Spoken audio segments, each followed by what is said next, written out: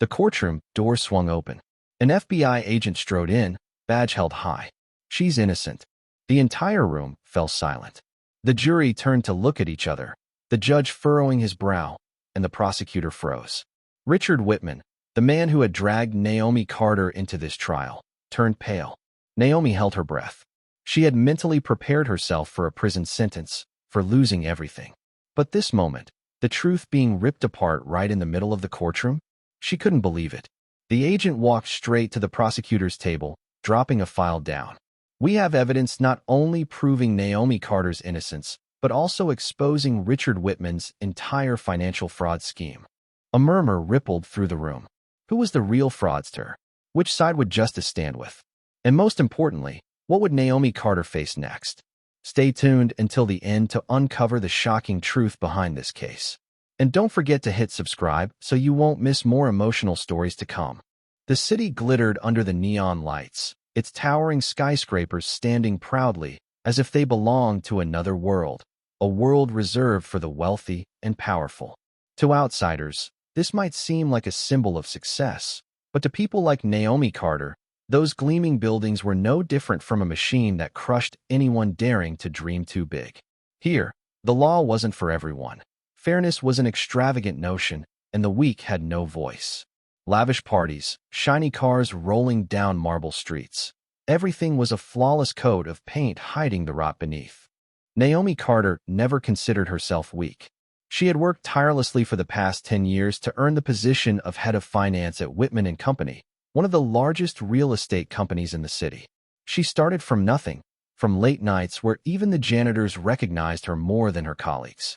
Every dollar she earned came at the cost of sleepless nights, rushed dinners beside her son, and biting her lip to endure the disdain of colleagues because of her skin color and background.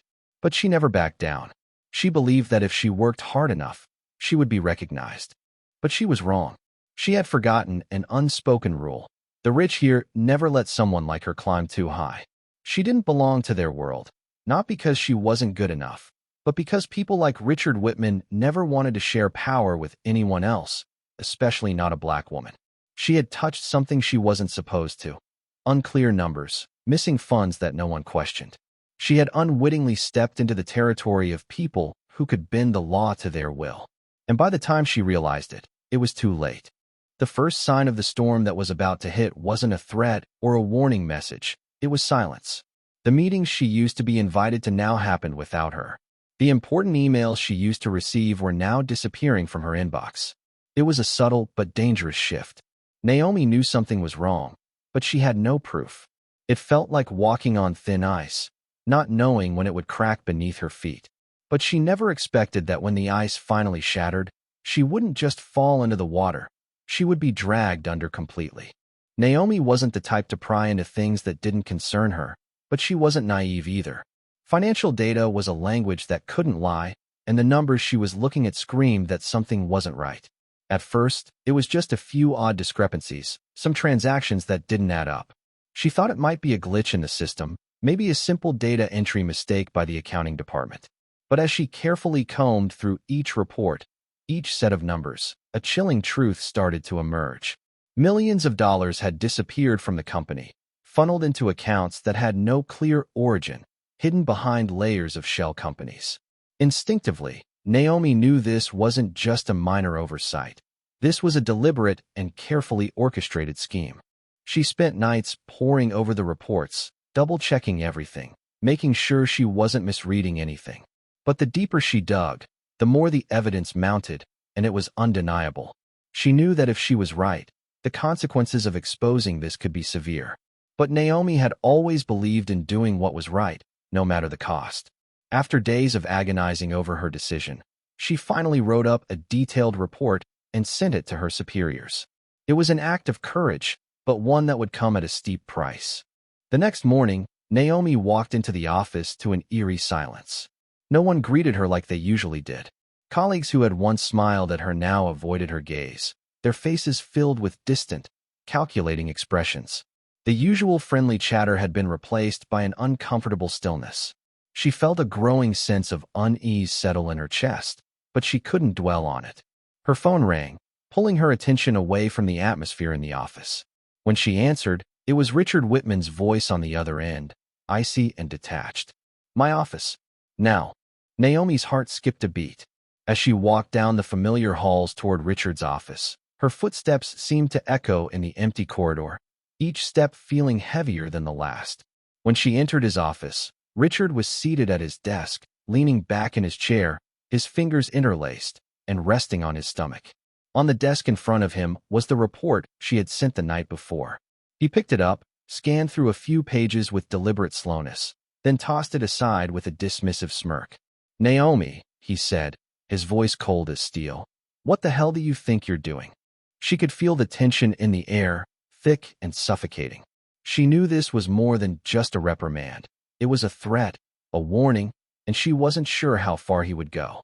But she kept her composure. "I'm doing my job, Richard. These numbers don't add up. There's a substantial amount of money that's been taken without any legitimate documentation." Richard stood up slowly, his movements calculated, as he walked around the desk to stand in front of her. His gaze locked onto hers, sharp and predatory. It felt like he was a hunter sizing up its prey, trying to figure out how best to break her. "You're good at your job, Naomi. I've always respected that. But there are things you shouldn't be involved in. Do you understand?" Naomi's heart raced, but she stood firm. "I can't ignore this. I can't just look the other way." Richard's eyes narrowed, and he leaned in closer, his voice lowering to a whisper. "Then I'm afraid you'll face the consequences." Naomi left his office with a sinking feeling, her mind racing. She knew she had just crossed a line, but she never imagined the storm that was about to hit. She had no idea that one simple decision to do the right thing would spiral out of control so quickly. That evening, as she returned home, something felt off. Her phone had been buzzing incessantly with messages from unknown numbers. "Who do you think you are?" one message read. Another said, "Be careful, Naomi." And a third, more chilling message, "Do you know when your son gets out of school?" She froze, her stomach twisted into knots, and a sense of dread washed over her. Before she could process what was happening, there was a knock at the door. She opened it, and in an instant, 2 police officers burst into her home. "Naomi Carter, you're under arrest for embezzling $3.5 million from Whitman and Company." She was too stunned to react. The entire world seemed to shift beneath her feet. Before she could speak, before she could make sense of anything, she was handcuffed, her arms pulled behind her, and she was dragged outside, her mind reeling in shock. The flashbulbs from photographers' cameras went off in rapid succession, blinding her as the reporters shouted questions she couldn't even hear through the buzzing in her ears. Her neighbors were standing at their windows, peering out with expressions of disbelief, some with judgmental looks, others with sympathy. Naomi screamed, her voice raw, trying to explain that she was innocent, that she had done nothing wrong. But no one was listening. No one cared. The world had already made up its mind. The woman they had once admired for her dedication and hard work was now a criminal. In the span of a single night, Naomi Carter, a woman who had worked tirelessly to climb the corporate ladder, had been reduced to a wanted criminal. She was the victim of a conspiracy that no one would believe, a conspiracy crafted by the very man who had once been her mentor and who now sat back watching as her life crumbled. As Naomi was taken away, her mind swirled with confusion, anger, and disbelief. She had never imagined that the man she had trusted so much would betray her in this way, using his power to destroy her life. She was left to wonder, who would believe her? Who would stand by her now that she was the one accused of the very crime she had uncovered? The answer, she knew, was no one. And as the doors of her house slammed shut behind her, Naomi realized that this wasn't just about the money. It was about power. It was about keeping the truth buried, no matter the cost. And she had become the scapegoat, the one who had dared to expose the lies. Naomi Carter had always believed that the worst day of her life would come at the end of a long struggle, a day when everything she had worked for would finally crumble. But she never imagined it would begin with such an ordinary, almost eerie morning. The office was the same as it had been every day for the past decade. She walked in with her usual brisk stride, the steam rising from her coffee cup, her briefcase heavy with the weight of responsibility. But she had no idea that in just a few minutes, her world would fall apart in ways she never could have anticipated.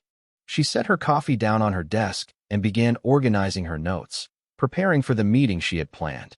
Her mind was focused, already thinking through the financial strategy she would present that afternoon. It was business as usual until the door to her office slammed open with a force that made her jump. She looked up to find two police officers standing in the doorway, their faces expressionless, their uniforms stiff with authority. One of them stepped forward, the sound of their boots on the floor resonating in the cold silence.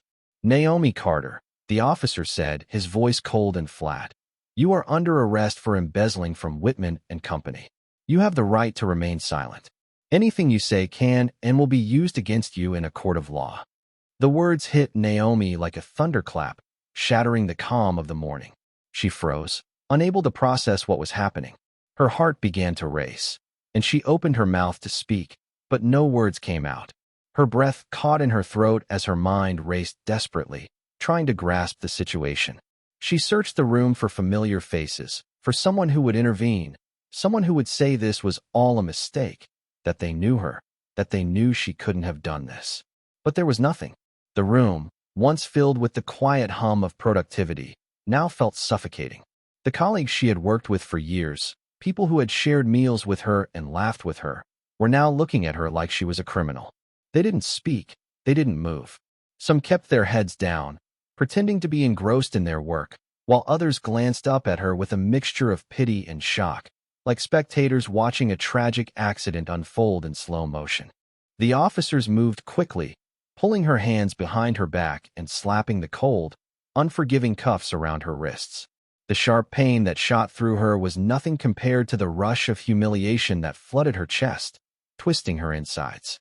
The room seemed to close in on her, and she felt a crushing weight on her chest, as if the very air had thickened, suffocating her with the sting of betrayal.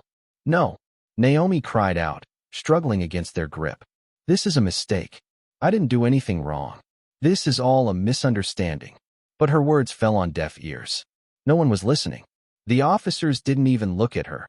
They simply moved with military precision, pulling her from the office and out into the hallway. Naomi tried to fight back, tried to make them stop, but they were too strong. The hallway that she had walked down every day, a place where she had earned her reputation and respect, now felt like a prison. Her steps echoed, each one a reminder that she was no longer a respected employee, but a criminal being dragged through the mud. And then she heard them. The whispers, the murmurs of her colleagues as they watched her, some in disbelief, others in judgment. "Oh my God, I can't believe she did this. She was always so smart. How could she do this? Embezzling $3.5 million? She was really good at hiding it, wasn't she? See, they always get their hands dirty once they climb to the top." The words cut through her, each one a dagger in her heart. The doors to the building swung open, and Naomi was blinded by the flashing lights of cameras, the harsh glare of reporters and photographers. The air was thick with the sound of questions being hurled at her from every direction, a barrage of accusations and insults. "Naomi Carter, would you like to comment on the charges against you?" one reporter shouted, shoving a microphone into her face. "Do you admit to stealing the $3.5 million? Another asked, voice sharp with accusation. "How do you feel about betraying the trust of Whitman and Company?" a third questioned, as if she were already guilty. Naomi's head was spinning. She tried to shout, tried to explain, to make them understand that she was innocent, but the cameras were relentless. The questions never stopped. The clicking of camera shutters was deafening, drowning out her voice, silencing her plea for help. She was surrounded, trapped in a storm of flashing lights and cruel accusations. In the span of minutes, the entire world seemed to turn against her. Every major news outlet picked up the story, spinning it into a sensational headline. "Naomi Carter, the fraud of the century. Black woman steals from her boss. The fall of a star employee. Fraud or just a victim?"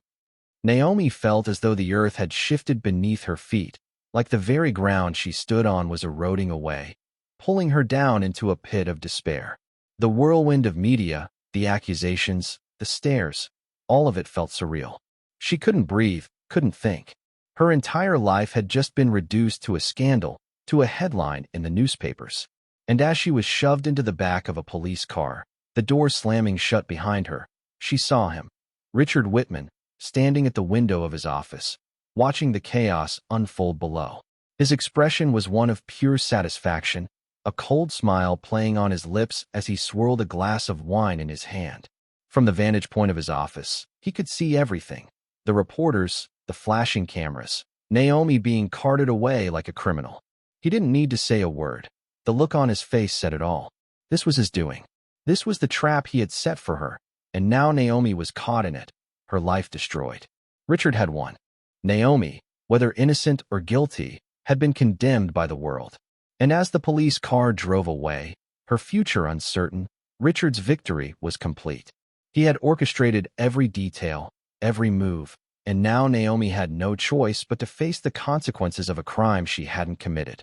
As the car sped through the streets, Naomi couldn't help but wonder, how had it all gone so wrong? She had always believed that the truth would set her free, but now she realized that sometimes, in a world so corrupt, truth didn't matter.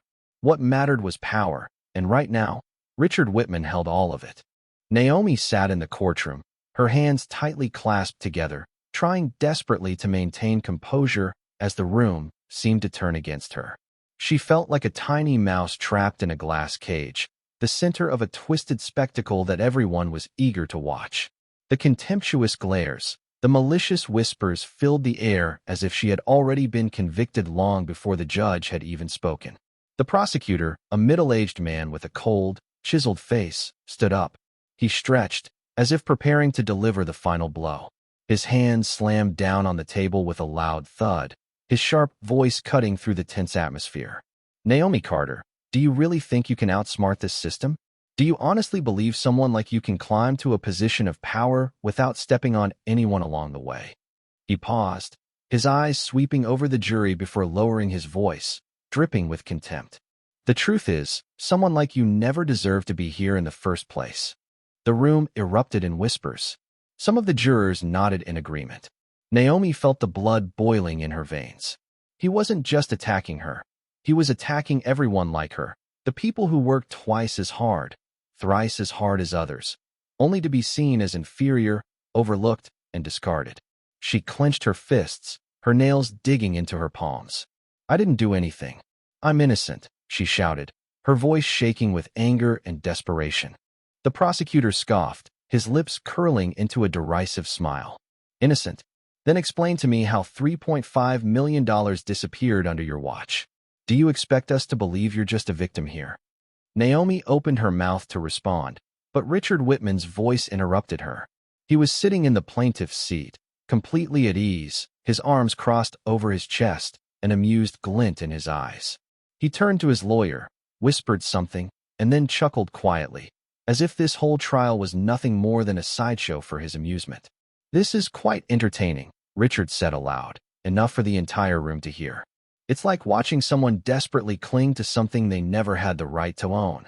The jury glanced at him, some even smirking, as if Naomi were nothing more than a fool desperately trying to escape from a trap she had no chance of getting out of. Naomi's heart pounded in her chest. Every breath felt like it was choking her. She had become the punchline of a joke that wasn't funny, a victim of a system that would never listen to her side. Her lawyer stood up, trying to defend her. Your Honor, my client has no motive to commit such an act. She is a loyal employee with a clean record and has never been involved in any criminal activities. The prosecutor sneered. A clean record doesn't mean she's incapable of committing a crime. Sometimes the most dangerous criminals are the ones we least suspect. The jury nodded again, their expressions set in stone. Everything was unfolding exactly as Richard had planned. Naomi could feel the trap tightening around her. She knew deep down that no one in this courtroom cared whether she was truly innocent or not. They just needed someone to blame, and tragically, she was the perfect pawn. She looked around at the cold, judgmental faces of the jury, the indifferent gaze of the judge, and the smug satisfaction on Richard's face. She realized that she was not just fighting for her freedom. She was fighting a battle against an entire system, against people who had already decided her fate. The truth, her truth, meant nothing to them. To them, she was just a scapegoat, a symbol of everything they had built their power on. As her lawyer continued to argue, Naomi's thoughts began to race. What would happen to her now? She had worked her whole life to get to this point, only to be brought down by the very people she had trusted, The people who had smiled at her face, congratulated her, but had never really seen her. Richard had already won. The court, the jury, the media, they were all in his pocket. Naomi was just a player in a game she hadn't even known she was part of. And no matter what she said, no matter how hard she fought, she was already lost. The trap was set, and she had walked straight into it. Naomi sat in the courtroom, her palms soaked with sweat. Everything around her felt like an endless nightmare, a place where she could never wake up, never escape. She glanced around at the jury, their faces cold and indifferent, their eyes empty, as if they already knew the answer before the trial even began. She was no longer a person with a career, a reputation, and a family. She was just a name on an indictment, a convicted criminal from the moment the police cuffed her in the office. But what terrified her most wasn't the accusations from the prosecutor, nor the contemptuous gaze of Richard Whitman. It was the silence. The silence from those who had once worked with her, who knew who she truly was. The silence of the colleagues who had laughed with her over coffee, who had congratulated her when she received a promotion, who had praised her for the successful projects she had led. They knew she didn't do this, but no one stood up to defend her. No one dared. And then, amidst the chaos of conflicting thoughts and emotions, Naomi felt her phone vibrate in her pocket. Her hand trembled as she discreetly opened the message. A strange number. One single sentence. If you want to protect your son, keep your mouth shut. She froze. A chill ran down her spine.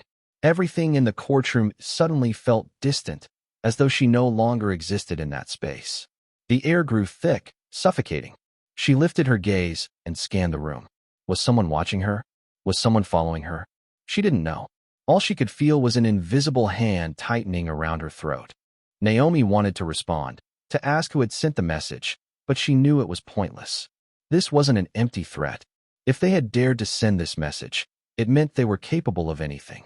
Her thoughts went to her son, Caleb, the 10-year-old with a bright smile and sparkling eyes. He was still waiting for her, still believing she would win, still trusting in justice. But what if he never saw her again? What if one day he stood outside his school, waiting for her to pick him up, but she never came? A wave of nausea rose in Naomi's throat. She took a deep breath, trying to steady herself. Richard Whitman wanted her to be afraid, to crumble, to become a puppet in his hands. But she knew that if she didn't fight, if she accepted her fate, then he would win. And it wouldn't be just her. People like him would continue to destroy others without anyone to stop them. Naomi gripped the phone tightly in her hand, her eyes flashing with resolve. She could be scared, but she would not back down. Naomi sat there, silent, observing as her lawyer stood up, attempting to present his defense. He had prepared meticulously, armed with documents and details to prove her innocence. But Naomi knew well that in this room, the truth didn't matter. The prosecutor raised an eyebrow, crossed his arms, and allowed a smug smile to curl across his lips as he listened to her lawyer talk about evidence discrepancies, about misappropriated funds without Naomi's signature. Everything was clear if you looked at it from a logical perspective. A fair jury should have asked, how could a loyal employee like her suddenly become a thief? How could someone with no prior criminal record pull off such a sophisticated embezzlement scheme? But this jury wasn't fair. Naomi could see it in their eyes, the nods when the prosecutor spoke, the frowns when her lawyer presented evidence, the cold, unwavering glares when logical arguments were made. They didn't care whether she was guilty or not. To them, Naomi had been guilty from the start. She knew why. It wasn't because they had convincing evidence, but because she was a black woman, a person from humble origins with no influence, no power, no connections to pull her out of this mess. In their eyes, she wasn't an accomplished financial expert who had worked tirelessly to earn her position. She was just a pawn in a game she never had a chance to win. Richard Whitman sat there, leaning back comfortably in his chair, his eyes gleaming with amusement. He didn't need to do anything. The system had been built to protect people like him. Every judge, every prosecutor, every jury, every media outlet, they were all programmed to serve him. Her lawyer continued, his voice growing more agitated. Look at the evidence. These transactions were made from an account Naomi Carter had no access to. She had no motive, and there's no sign that she had ever been involved in any criminal activity before. In fact, this is a setup, a plot to ruin her reputation. The prosecutor chuckled, stepping forward toward the jury, chin held high in arrogance. Nice try. But you see, criminals always find ways to justify themselves. Everyone's innocent until they are caught, right? The jury chuckled quietly. Naomi felt her heart tighten. She was no longer fighting to prove her innocence. She was fighting against a system designed to crush her, a system that never stood on the side of those without power. She clenched her fists on the table, her nails digging into her skin. She could scream, she could struggle, she could shout that everything they were doing was a farce. But what good would it do? Here, the truth wasn't valued. Only the strong had the right to decide who the winner would be. And Naomi realized with a sickening clarity that she was never meant to win this battle. Naomi sat silently in the holding cell, her eyes fixed on the small screen mounted on the wall. The evening news was broadcasting live coverage of her trial. But what tore at her insides wasn't the prosecutor's accusations or the images of her being shackled and escorted out. It was the faces on the screen, the familiar faces of the people she had once trusted. They stood there in front of the cameras, confident and utterly fake. The colleagues who had once smiled at her over the coffee machine, who had congratulated her when she got promoted, were now spinning lies about her as if they had never known her. I'm not surprised at all. A guy from the business department shook his head, his tone dripping with sarcasm. She always played the good girl, but who knows what she was hiding? Everyone thought she was hardworking, but I always had a feeling something wasn't right about her. Another person, a woman Naomi had once helped when she was struggling financially, now stood there, her face serious. Naomi looked very trustworthy, but sometimes I'd see her staying late in the office, going over documents in a very secretive way. I wondered if she was up to something shady. Naomi felt the blood rush to her face. She wanted to scream. How much were they getting paid to say those things? What had they been promised to turn their backs on her? She could endure the humiliation from Richard Whitman, from the prosecutor, from the jury who had already decided she was guilty from the start. But this, being betrayed by the very people she once considered friends, being sold out just to secure their own safety, hurt more than anything else. Their words echoed in her mind. Each one, each sentence like sharp knives cutting into her dignity. Actually, I always had my suspicions about her. Another voice chimed in, this time from a former subordinate. One time, I saw her printing a stack of financial documents. When I asked her about it, she just dodged the question. I didn't think much of it at the time, but now everything's clear. Naomi clenched her fists. These people had once smiled at her. They had raised glasses to her when she was promoted. They had admired her for working tirelessly to achieve her position. But now, when she was being shoved into the abyss, they weren't just standing by. They were stepping on her to climb higher. She took a deep breath, the air around her tightening as if it was suffocating her. She had once believed that justice could prevail, that if she held on to the truth, she would eventually be vindicated. But now she understood the truth didn't matter. What mattered was who controlled the narrative. And Richard Whitman, with all his power and money, had written a story where she was the villain. Naomi closed her eyes. She knew she couldn't just sit here and wait for justice to come to her. If she wanted to survive this, if she wanted to regain her honor, she would have to fight for justice herself. The day of the final verdict had arrived. The atmosphere in the courtroom was so thick with tension that even the ticking of the clock on the wall seemed to echo like a drumbeat. Every breath felt heavy, every whisper too loud, as if the very air in the room had been suffocated by the weight of anticipation. The whole space was drenched in an artificial air of suspense, but deep down, everyone knew what the result was going to be. No one believed Naomi Carter had any chance of winning. She sat there on the defendant's chair, her hands resting on her lap, trying to stay as composed as she could. Her fingers twitched slightly with nervous energy, but she did her best to control it. Her gaze was fixed ahead, but the world around her felt distorted, as though she were looking through a foggy glass. The pressure of this moment was unbearable, and yet, despite all the noise and chaos of her thoughts, Naomi remained still. In front of her, the jury sat silently, their faces like stone.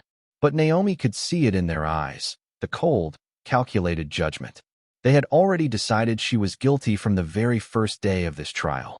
She had never been viewed as anything but a criminal, no matter what she said, no matter how hard her lawyer had fought. The outcome had already been sealed from the start. The prosecutor stepped forward, his movements precise, almost rehearsed. His voice rang out loud and clear, almost as if he were trying to convince everyone in the room of an undeniable truth. Today, we will bring this deception to an end. We will prove that justice still exists, that those who betray trust and steal cannot escape the consequences of their actions. Naomi didn't flinch. She had heard those words, those accusations too many times. They had burned into her mind and body, searing her with their falsehoods. But what really ate at her wasn't the prosecutor's words. It was the knowledge that this was never about truth. This was about a well-rehearsed performance, one where she was meant to play the villain, the scapegoat for a system that already had its mind made up. She glanced across the courtroom at Richard Whitman. He sat in the front row, relaxed, leaning back in his chair as if this were a casual meeting, not a moment that would change her life forever. He was too comfortable, too certain. His gaze was fixed on her, but there was no remorse in his eyes, only amusement. He didn't even try to hide the satisfaction on his face. Richard Whitman, the man who had orchestrated this entire thing, whispered something to his lawyer and then chuckled softly, as though everything that was happening was nothing more than a joke to him. The jury exchanged glances. Naomi could see the subtle nods, the approving looks they gave each other. Some of them pursed their lips, pretending to deliberate, while others looked straight ahead, their eyes cold and distant. But Naomi knew the truth. They had never been on her side. They had already decided her fate the moment they laid eyes on her. She was guilty in their minds, not because of the facts, not because of the evidence, but because of who she was. The system had already chosen its scapegoat. Naomi turned her gaze to her lawyer. His shoulders sagged as he exhaled softly, shaking his head. He didn't need to speak for her to understand. The fight had been lost long before this moment. He had fought valiantly, presented every shred of evidence he could find to prove her innocence. But there was no winning this battle, not in this courtroom, not in this system. Hope had slipped away like sand through her fingers, and now all that was left was the inevitable conclusion. The judge cleared his throat, his voice cutting through the stillness. The jury has reached a verdict. Please have the defendant stand. Naomi felt her stomach lurch, a sickening feeling of finality.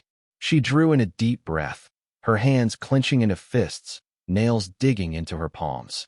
She forced herself to rise, every muscle in her body stiffening. This moment would determine everything. The verdict would decide her future, her freedom, her dignity. Her entire life had come to this one agonizing moment. But just as the judge was about to speak the words that would seal her fate, the door to the courtroom swung open. A hush fell over the room as every head turned. Naomi's heart skipped a beat. She had no idea what was happening, who was coming through that door. For a split second, she felt a flash of hope, an irrational belief that maybe, just maybe, something had changed. But she quickly pushed the thought away. The system had already decided her fate. The door creaked as a figure stepped into the room, blocking the bright light from outside for just a moment. Everyone in the room froze. Even Richard Whitman's smug grin faltered, and the prosecutor narrowed his eyes, visibly irritated by the interruption. The tension in the room was palpable, thick and suffocating. Naomi stood there, her breath catching in her throat, trying to make sense of what was happening. The eyes of every person in the room were now fixed on the newcomer. What was going on?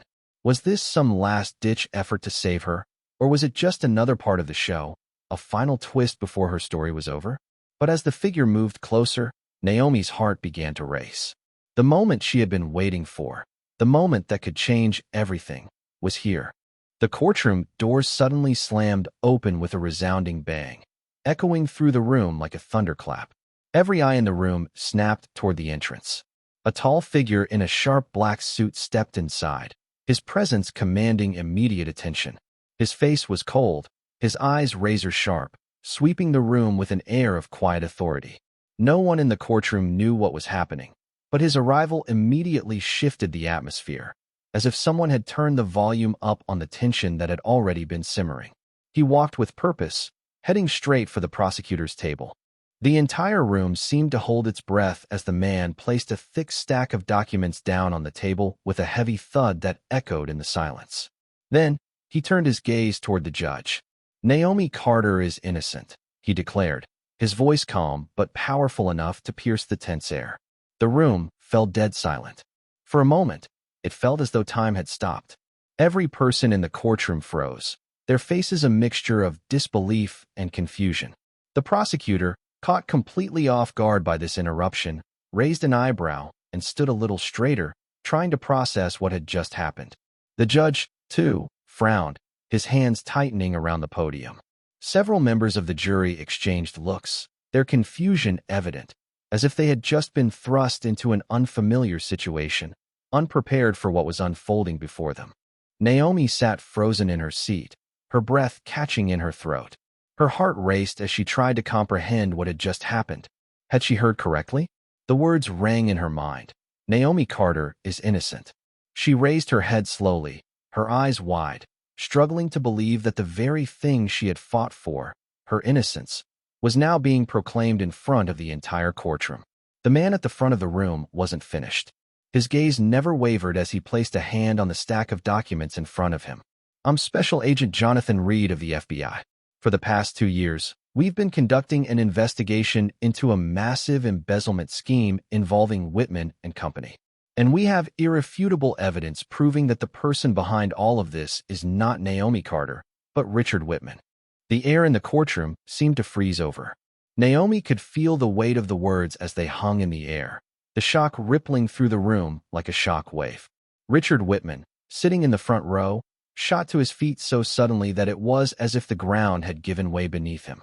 His face, once calm and composed, was now ashen. For the first time, his confident facade cracked, and Naomi could see it, the terror in his eyes. "This is a mistake," he stammered, his voice faltering as he struggled to regain some semblance of control. His arrogance had evaporated, replaced by a stark panic that was impossible to disguise. Agent Reed smirked, his lips curling into a small, knowing smile as he turned his gaze back to Richard. "A mistake? Then explain why your offshore account matches the exact amount of the missing funds. Care to try again?" The silence that followed was deafening. The entire courtroom seemed to collectively inhale, holding their breath. Naomi's pulse raced as the words settled in. This was it, the moment she had waited for. The moment the truth had finally come crashing down on Richard Whitman. The room erupted into a flurry of whispers. The jury exchanged stunned glances, their expressions shifting from disbelief to confusion and then to something else entirely, uncertainty. No one knew what to believe anymore. The prosecutor, his face reddening with frustration, turned sharply to Richard, his eyes blazing with anger and disbelief as he realized the magnitude of what had just been exposed. He didn't know about this. No one had known about this. Naomi, still in shock, could feel her body trembling, her breath shallow as she stared at Richard. She had never seen him like this before. He was always so confident, so untouchable. But now, in front of everyone, the mask had slipped. For the first time since the trial began, Richard Whitman looked like a man who had just been exposed, his confidence shattered. Naomi locked eyes with him. For the first time, she saw fear in his gaze, fear that she hadn't even known he was capable of. The man who had orchestrated this entire nightmare was now at the mercy of the very system he had manipulated for so long. The atmosphere in the room shifted completely. What had been a space of judgment and condemnation now felt like a battleground, with Richard Whitman on the defensive, his carefully constructed empire crumbling before him. Naomi didn't know what would happen next. Would the jury believe what they had just heard? Would the judge rule in her favor? Or would Richard's influence still hold sway over the court? All she knew was that for the first time, the truth was out, and she wasn't going to let anyone take it away from her. The moment of reckoning had arrived, and Richard Whitman, for all his power and wealth, was no longer in control. The tension in the courtroom became suffocating. No one dared to move. No one dared to speak. All eyes were locked on the thick stack of files sitting conspicuously on the table, the evidence from the FBI. Agent Reed opened the file, pulling out page after page and placing them on the table in front of the judge. "We have been tracking Richard Whitman for the past 2 years, and here is the full evidence of his embezzlement scheme." The judge picked up one of the documents, squinting as he read through the numbers. "This is," he hesitated, his voice faltering, "undeniable evidence. We have recorded phone calls between Whitman and his accomplices," Agent Reed coldly replied. "We have emails outlining money laundering plans. We even have bank statements showing that the missing money never passed through Naomi Carter's hands, but was transferred directly into a series of offshore accounts linked to shell companies, all controlled by Richard Whitman. A low murmur spread through the courtroom. The prosecutor's face drained of color, no longer the confident figure he once was. The jurors leaned back in their chairs, exchanging bewildered looks. Everything they had believed from the beginning was suddenly crumbling. But the one who was the most unsettled was Richard. He started to sweat. A thin sheen of perspiration formed on his forehead, but he didn't dare wipe it away. This can't be, he muttered, his eyes flicking quickly to his lawyer. But his lawyer just clenched his jaw, remaining silent. Richard scanned the room, searching for someone, anyone who could help him. But this time, there was no one. The evidence kept coming. This is a recording of a call between Whitman and an employee at the company where he pressured them into falsifying the books. The sound of Richard's voice echoed through the speakers placed around the courtroom. Just do as I say. She won't know a thing. Just keep quiet, and everything will be fine. The room fell into stunned silence. For the first time throughout the entire trial, Richard Whitman was no longer sitting confidently at the table. He gripped the edge of the table, his teeth clenched, his face drained of all color, as though the blood had been sucked from his body. The nightmare he had never thought could happen was unfolding right in front of him. The atmosphere in the courtroom shifted dramatically. At first, every eye had been focused on Naomi, filled with contempt and judgment, as if she were a traitor deserving of punishment. But now, those same eyes slowly began to shift to Richard Whitman. He was no longer seen as a successful businessman, a man of power, a figure of respect that the jury admired. He was now a liar, exposed in broad daylight. Richard sat frozen in his chair, his hand gripping the edge of the table, his fingernails digging into the wood as he struggled to maintain his composure. But it was impossible to ignore the sweat running down his forehead, across his neck, soaking into the fine shirt collar he had once worn with pride. Whispers spread through the room. The reporters who had been ready to write about Naomi Carter's guilt now suddenly shifted their focus, murmuring among themselves and scribbling frantic notes. The jurors, who Naomi knew had viewed her as guilty from the very first moment, now looked at Richard with eyes full of suspicion. It can't be. A voice rang out from the gallery. One of the senior employees from Whitman and Company muttered, disbelief in his tone. So it was all a setup? The colleagues who had once appeared on television talking about Naomi's suspicious behavior now looked down, avoiding Naomi's gaze. No one was willing to protect Richard anymore. Richard turned to his lawyer like a drowning man looking for a lifeline. But his lawyer simply clenched his jaw, his eyes fixed straight ahead at the judge, as if he had already realized this was a loss that couldn't be salvaged. This is a mistake. Richard's voice cracked, no longer carrying the arrogance it had before. He stood up suddenly, slamming his hands down on the table, trying to mount a defense. These documents could have been tampered with. I've been set up. This is a conspiracy against me. No one responded to him. The judge looked down at him coldly from the bench before turning to Agent Reed. Do you have any additional evidence to support these charges? Agent Jonathan Reed didn't speak. He simply reached into his briefcase and pulled out another stack of documents. We don't just have bank statements. We also have a witness. One of the individuals who helped Richard Whitman hide the money has agreed to cooperate with the FBI and provide testimony. The courtroom door swung open. A middle-aged man dressed in a worn suit walked in with an expression full of worry. Naomi gasped. It was Calvin Merrow, former CFO of Whitman and Company, who had disappeared from the company just a few months before the scandal broke. At the time, people had assumed he had been fired, but now it seemed the story was much more complicated. Calvin walked up to the witness stand. All eyes were on him. Richard turned pale. He knew what was about to happen. Naomi clenched her fists. For the first time, she felt a glimmer of hope. For the first time, the scales of justice might finally tip in her favor. The courtroom was as tense as a tightly drawn bowstring. No one dared to breathe too loudly. All eyes were fixed on the judge's bench, where he was slowly adjusting his glasses, looking down at the jury as though making sure they had reached their final decision. Naomi stood straight, her hands tightly clenched together, trying to keep calm, but her heart was pounding so fast she felt it might burst out of her chest at any moment. She had been drowning in humiliation, in insults, in scornful glances for months. Now, everything would end here. Either she would be buried forever, or she would walk out of this room with her dignity intact. Richard Whitman sat in the front row, his eyes locked on the judge. His face was no longer smug, but instead wore an expression of unprecedented tension. He swallowed hard, his hands gripping the edge of the table as if he could crush it with his bare hands. The judge cleared his throat, raising the gavel. The jury has reached a verdict. He paused for a moment, his gaze sweeping across the faces in the room before he spoke in a clear, authoritative voice. We find the defendant, Naomi Carter, not guilty. The courtroom erupted in chaos. Naomi gasped, her legs nearly giving out beneath her from the shock. It took her a few seconds to realize the impossible had happened. She had won. Behind her, reporters scrambled to lift their cameras, snapping pictures frantically. Whispers filled the air. Some of the jurors nodded slightly, as though they had finally seen the truth. The prosecutor stood frozen, his face flushed with embarrassment. He had been certain he would win. Now he was nothing but a failure who had expended all his energy to prosecute an innocent person. But the biggest loser in the room was Richard Whitman. He sat rigid, his lips pressed tightly together, his eyes wide with shock. Naomi could see him trembling, though he tried to hide it. For the first time, he understood the feeling of being pushed to the edge of the abyss. The judge slammed down the gavel, continuing to speak.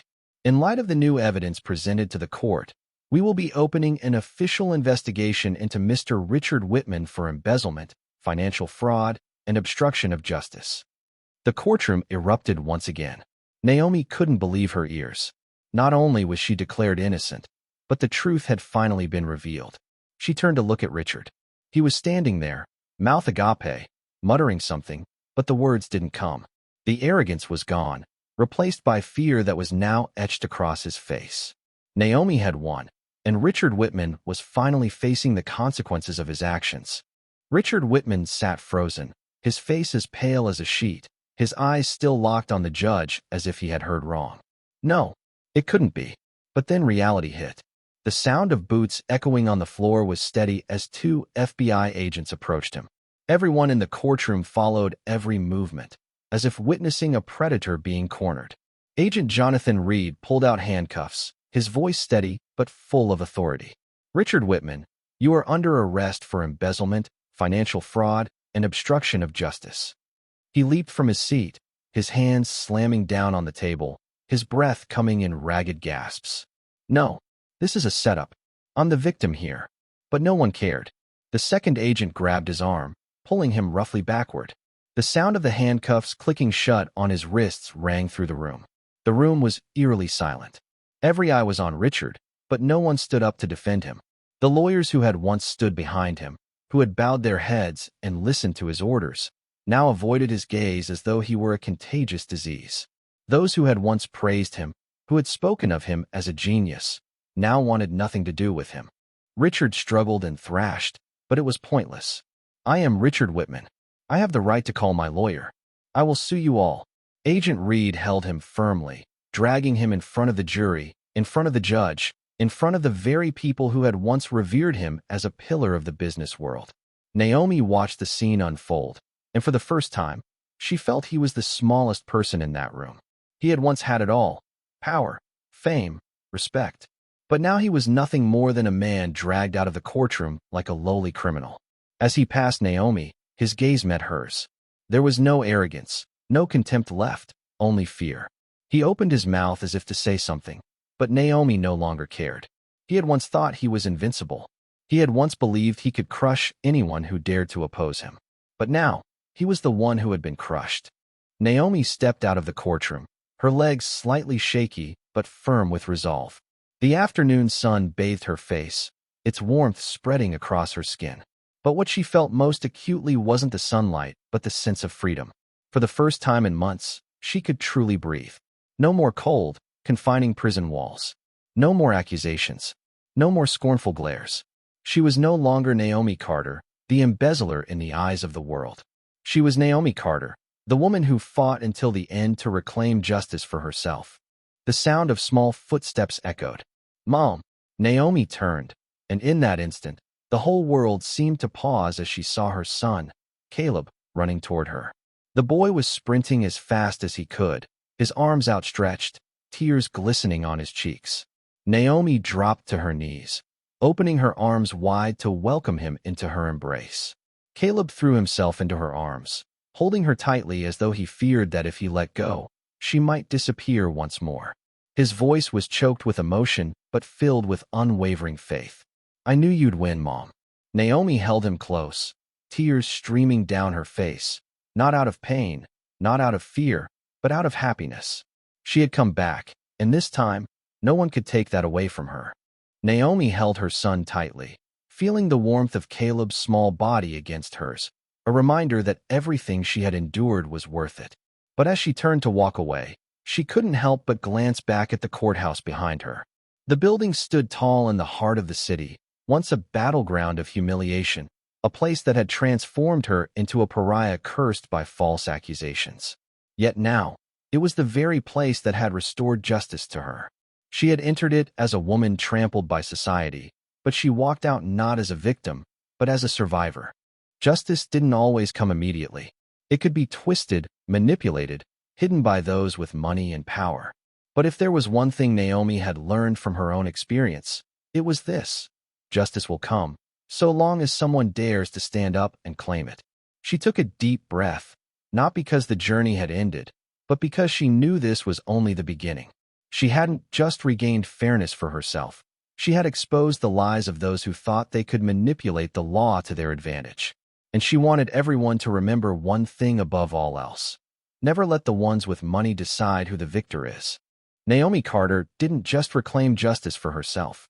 Her story became a powerful reminder that injustice is not something we should accept. It's something we must fight to change. In life, there will be times when you are crushed, humiliated, and stripped of what should have rightfully been yours. You will encounter people like Richard Whitman, those who believe that power and money can conceal all wrongdoings. But remember this: the truth can be buried, but it can never be erased. Justice may be delayed, but it will never be denied forever. If you find yourself in a difficult situation where it feels like the entire world is against you, don't let fear silence you. Keep standing. Keep fighting. Because truth and righteousness always deserve those who dare to pursue them to the end. When you have nothing to lose, that is when you are at your strongest. Thank you for watching this incredible journey unfold. Naomi Carter's story is a powerful reminder that truth and justice will always prevail, no matter how deeply buried they seem. If this story resonated with you, if it made you think, question, or even feel empowered, then you are already part of the change. But this is just one of many stories that need to be told. If you want to hear more eye-opening, emotional, and thought-provoking stories, don't forget to subscribe to our channel. Your support allows us to continue bringing you content that challenges perspectives, exposes the truth, and inspires resilience. Hit that subscribe button, turn on notifications, and be part of a community that values truth and justice. We promise the next story will be just as unforgettable. See you in the next video.